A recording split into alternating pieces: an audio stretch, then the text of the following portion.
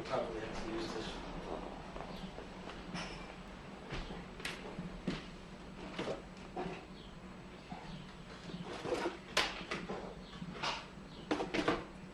That's a good TV set, nice one. Oh, thank you. Yes, it's good. It's very good. It's a Sony. Yeah, Mitsubishi. Oh, Yeah, it's the same thing. yeah. They make the same. They're all intertwined Yes. these days. Mhm. Everything's intertwined.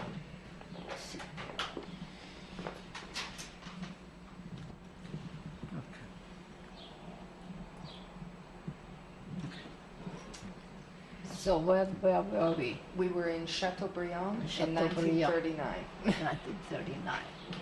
So the beginning of the war, as the French called drôle de war, it was a funny war. It was absolutely nothing happening.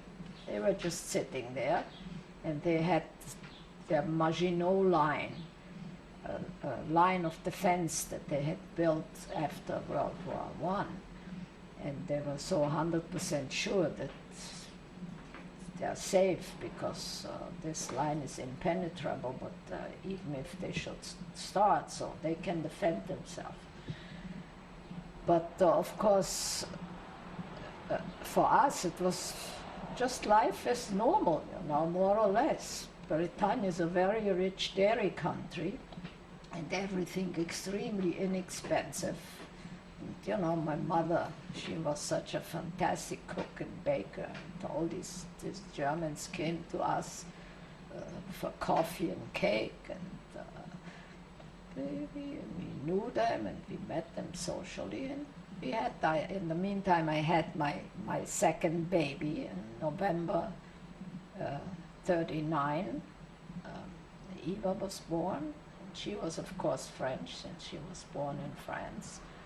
And that gave us certain advantages, because when you had what they called in attache française, it means you had a close relative who is French, and that was my daughter.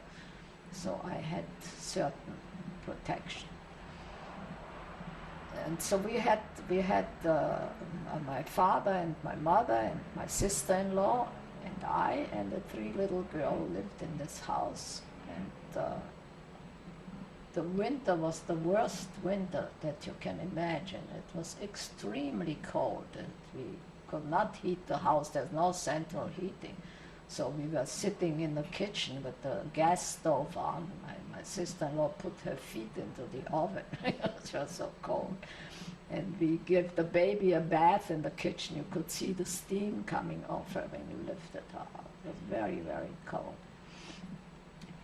But when she was 6 weeks old, I decided to go to Paris with my father. My father had been able to get some money out of Austria with help of nice, not Jewish people, one Swiss lady. And he had things to do at the bank, so he said he wanted to go to Paris, and I wanted to go to Paris to talk to people that I knew, people in the electronic field. Maybe they could get my husband to work for the war effort and get him out of that camp. And also my brother, who was a chemist, research scientist. So I went to the university. The head of chemistry was Professor Tifno, and to talk to him, because they also had projects, of course, that everybody was working for the government. If they could not get him out to work as a researcher. So I went to the university, and his assistant, Professor Tifno's assistant's name was K.N. K.N. is the same as your name, Cohn. So I spoke with Mr. K.N., Dr. K.N., and talked to him that my brother would like to volunteer to work for the war effort. He said, well, if he wants to help with the war, why doesn't he enlist in the Foreign Legion? Can you imagine? I said, and you, Mr. Cahen, why aren't you on the front fighting for your country? I was furious. Then there was this other guy standing there in a white coat, doing something in the laboratory. And he said, "Oh, excuse me, I want to talk to this lady." And then he came to me and started to talk German. His name was Dr. Kahneman. And he said, "You don't talk to Cahen. Just go to Tifno, make an appointment and speak with Tifno. And he's a very good guy and he's going to do it for you." And sure enough, I made an appointment and went the next day and spoke with Monsieur Tifno. And he was very charming and very nice, and he knew exactly that it wasn't because we wanted to help with the war, but it was, after all, it's a colleague, a fellow chemist, why not? So he gave me the necessary papers, and Mr. Kahneman became a good friend. We're still friendly with him. He worked for the Institute of Health in Bethesda for all these years. They live in Bethesda. And so we are very, very good friends with the whole Kahneman family. So I got my brother out, and for my husband I contacted a company that we knew, the brothers Schneider Freyer, one of the biggest companies of electronics in France still. They're both not alive anymore. And where do you think they come from? Czernowitz. Two brothers married to two sisters. Both of them, all four of them from Czernowitz. So of course I knew them privately, so I went to the Schneiders and I said, "You have to do something, you have to get him out of camp." So they gave him a job, and he got out of camp. So my brother and my husband went back to Paris, where they stayed in our apartment in Paris. It was still there. We, of course, were not allowed to leave Chateaubriand, so we stayed in Chateaubriand, which was just as well, because that didn't last too long. In 1940, in spring 1940, the Germans seriously began their advance and marched into France via Holland and Belgium. And that's when the two men were arrested again. Let me just pause right here for a moment. Okay, we can start again.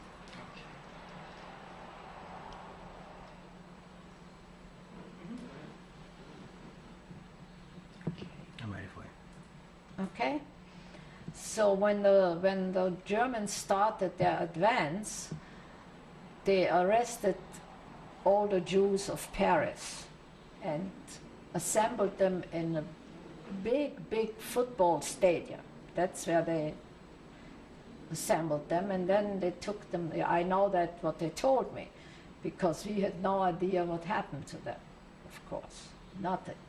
We were extremely worried that, when they get into the hand of the Germans, you don't know what will happen to them. And we saw the first signs of the advance by the refugees that came from Holland and Belgium and northern France. They came, whole families, some in cars, not everybody had cars, some in horse and buggy, and some on foot, with wheelbarrows, with baby carriages, loaded with stuff, and in such numbers, the roads were completely clogged. So, which was, of course, bad for the Germans' advance. They didn't have the roads, and these people were running from the war. And my father, at this time, he had a very bad attack. He had always gallbladder trouble, but he had a bad attack with high fever and jaundice, and I don't know what it was. Was it an infectious hepatitis? But in Chateaubriand, we really didn't have any. It was a woman, Romanian woman doctor. Maybe she was from Chernovitz. I don't know. But we didn't have real good medical care there. So my sister in those days had that, I didn't mention that before, she had divorced her first husband, and she lived with Mr. Rabinovich that I told you about, and they later got married in Marseille. So they were in Nantes, and Mr. Rabinovich had a car, and he picked my father up and took him to Nantes to see a specialist. It was just when the Germans marched into the Bretagne. And I think my father had no way of coming back to Chateaubriand. Yes. They didn't dare. They heard that the bridges are destroyed. There was the Loire River that you had to cross. And they decided to run because they had a car. So they took my father along. So we didn't know what happened to them. And we were sitting there and deliberating what to do. Should we hire somebody with a carriage? Or then when we saw what's happening, people with crying babies, not they've been able to change them, no water, it was really terrible. He said, are we willing to go through this? We just stay. What can happen? That was you, your sister-in-law, and my your mother, 3 women and 3 little girls. So we stayed. We stayed, and what will happen will happen. And we heard, in the evening, we heard airplanes. And then they circled the town. And we were told later that if they would have been shot at, they would have bombed the town. But since nothing happened, they declared the town open, and they didn't do anything, and they just marched. The tanks rolled in. All night we heard the tanks rolling. And that was it. We were occupied by the Germans. And we were terribly scared. We didn't dare to walk out of the house. And then we had a cleaning woman who came to take care of the diapers. No diaper service. So she took them to her house and she washed them and rinsed them in the river. She said, that's the cleanest thing you can have. So she came and she told us that everything looks calm, and on the city hall there is a big Nazi flag hanging with a swastika, and she doesn't think that anything has changed, and so we decided to go out and look. And sure enough, the Germans were there. They were very friendly. Since we had no running water in the house, just a little tank in the kitchen where we could wash our hands that we filled from the pump. So we went there was a public bath, where we went once a week to take a bath. So, and you had to sit and wait. You could have either a shower or a tub. And so we sat in the waiting room waiting for your turn, and there were the German soldiers sitting, waiting. And of course we could exactly understand what they were saying, and we didn't speak German. No, we were French. And they were very happy. They said, it's so nice to be here, such a nice country, France, and Christmas they'll be home. We go to England now and they'll be home. Apropos England, we also saw the British soldiers in retreat when they went to Dunkirk. to go home, which was very much resented by the French, of course. And the Germans used that. They said, you see, your allies, they are not your allies, they saved their own skin, and we love you, you know. Yes? And they had, you know, they put little notices on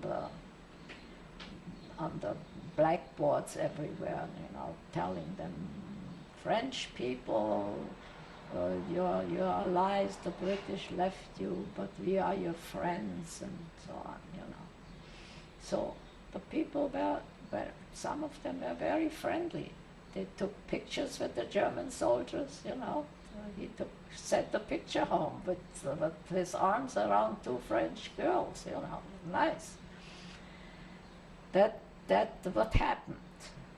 But for us, of course, it was impossible to just stay there. As it turned out, there were a few others that had stayed. Many of the refugees that we knew had also run away, and we'd never heard of them.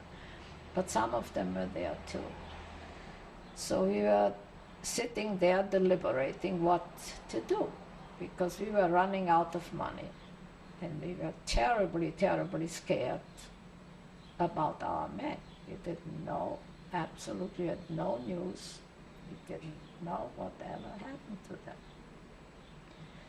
And one morning, my little girl, Hannah, 3 years old, woke up screaming and crying. I said, what's the matter? Why are you crying? She said, I cry because I don't have a daddy anymore. That hit me. I thought, my God, this child, maybe she feels something, you know. You cannot really describe your feelings and your mood that you were in, the uncertainty. So we decided, in any case, we cannot stay here.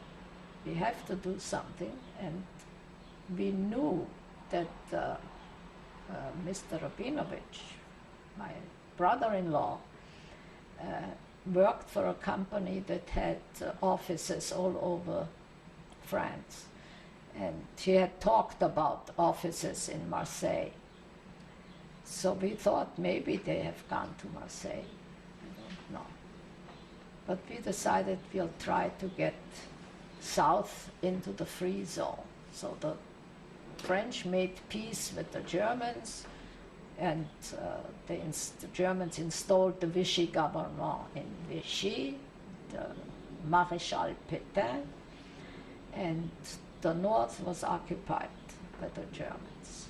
There was a line, a borderline, the ligne de démarcation, and the paper said, beginning tomorrow, the line is not to be crossed, the line is closed. Do you remember when that was? I think that must have been maybe July or so. It was summer. Mm-hmm. But we had already decided to go, and we had packed our stuff.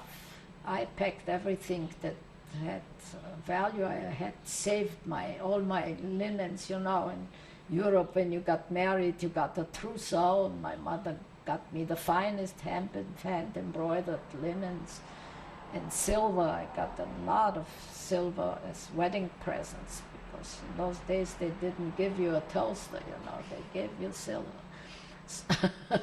So I had 7 or 8 these bowls, silver bowls, and of course tableware and everything. So my linens and silvers and a few other things I packed in a big trunk, and I hired a little carriage with a horse and went to the station to send it to Marseille,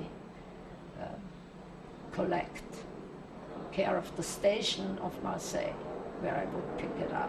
The station master in Chateaubriand looked at me as if I would be crazy. He said, didn't you read the papers? The line is crossed.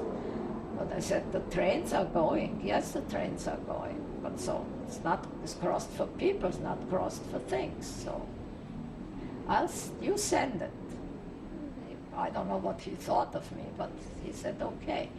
And he gave me a slip, and I got rid of my things, and I was very happy. I really never had any feelings for things, and it was just a burden. Why should I schlep all this stuff? So my sister-in-law didn't do that. She also had a big trunk, but she didn't have as much. The Germans had taken care of all their stuff. You know that I told you that was all taken. So, but whatever she had, she packed and she took it with her. That means she registered it on the train. And we had 2 little suitcases, with the necessities. And then I bought a ticket to Marseille. And the station master said, what do you mean Marseille? I told you it is close. I said, well, we'll try to get there, maybe illegally, maybe we'll hire somebody to take us over the line, and then we'll take the train again. So he gave us the tickets to Marseille. But before we decided that, we needed a paper to travel. So I went to City Hall, where there was also the police headquarters, and I went to my guy, who I knew from seeing him every week, and he was very nice. When the Germans marched in, he had come to all the refugees and told them that he had destroyed our papers. We shouldn't be afraid that the Germans don't know that we are there, which was already very nice. So I came to him because... Do you remember his name? No, absolutely not. I tell you, you didn't address these people by their name. He probably said Monsieur le Commissaire or something, so that's why I don't remember his name. He had told us that the Germans are very well organized, and since there were everywhere all these people who had fled before the army, they have given order to repatriate all these were French people, Belgian people, to send them home. So he said, I told him, we want to go to Marseille, so what can you do to help us? He said, I will give you a repatriation paper to Marseille. So you are refugees that got stuck here from Marseille. So he gave me this paper, and that was our travel document. All the names were there, the 3 women and 3 children. And we boarded the train in Chateaubriand that went via Bordeaux to Marseille. In Bordeaux we stayed overnight. It was a very slow train. It stopped at every little stop. And the Germans had everything very well organized. On every big station there was a nurse's station. You could get medical help, you could change your baby, you could get milk. It was really very well done, very nice and clean. The train was clean. And then after we stayed overnight in Bordeaux, we just took one hotel room. We tried to sleep there. And the next morning we took the regular train Bordeaux-Marseille. Everything was very nice and dandy, and then we arrived to the borderline. The town was called Langon, and in Langon the train stopped. And the conductor went through the train and said, everybody out, nobody can go any further. And everybody got off, except us. We decided we just stay and wait what they'll say. We asked the conductor, does the train go to Marseille? He said, yes, it'll continue. Okay, so we were sitting there, and when the train was all empty, two German soldiers appeared. One walked through the train, and the other one walked outside. It was warm, windows were open. So he walked through the train and looked into every compartment. The European trains have compartments. And so he comes to our compartment, and he doesn't know French, of course, maybe 2 or 3 words. He said, sortir, out. So I pull out I was always the spokesperson because was very fluent in French. Really, I still speak with very little accent. And I showed him this paper. He looked at it, and it had a big stamp. The German commandant in Chateaubriand had stamped it with the swastika and signed it with his signature. And he looked at this paper and sees the stamp. I said, the commandant, vous voyez, commandant. So he shows it to the other guy outside, and the other guy also doesn't know French too much. And he looks at it, and I said to him, this is a permission spéciale. I told him this is a special, I knew the word special he will understand. It's a special permission. So he thought, we have special permission since it comes from the military, the German military, so we have a special permission. So he said, yeah. And my heart was going like this, you know. And we told the kids not to open their mouth. They spoke German. And we went, the train started to move, and we crossed the line. We crossed the line, and the train stopped again on the free side of Langon. And then all hell broke loose. The people just stormed the train. All the soldiers who had run away from the army went home. And they were so happy and singing and probably a little drunk. And the train filled up and everything became very, very unlivable, very dirty, no food. Both the big girls got both sick, except for the baby. The baby had her own bottle that I had with me, so it was really terrible. We arrived in Marseille after a long day. We arrived at midnight in Marseille.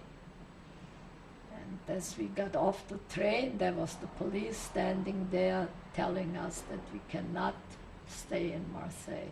We have to wait for the next train and get out of here. So that was already a little too much. So the French love children. They're very, very nice when they see little children. So I had my baby that I was carrying and my other little girl holding my skirt. And I said, you mean my husband is serving? In the meantime, I knew that he had, no, I didn't know, but he had volunteered in the beginning to work as an auxiliary in the French army. So he was building airports, you know, with pick and shovel. It was good for him. And so I said, he's serving in the French army, and you mean to say that I, with 2 little children, I can't stay where I want to stay? I have family here. Why do I have to go? So he said, okay, you stay, but you will not find a room here, and you will not find a taxi. So you stay until the morning, you stay in the station. So, which we did, stayed on the station. We put the 2 bigger girls on a table where they checked the luggage and put them to sleep. And my little baby had a little hammock that we used on the train. So that's how we spent the night. And in the morning, at 9 o'clock, I went to a phone booth and looked at the phone book and found the company of my brother-in-law. So I called the company, and sure enough, he was there. He was there. First they said to him, there's some woman wants to talk to you. You want to talk to her? So they thought maybe he had a girlfriend that he abandoned somewhere. So he came to the phone, and then he came and picked us up, and we started our life in Marseille.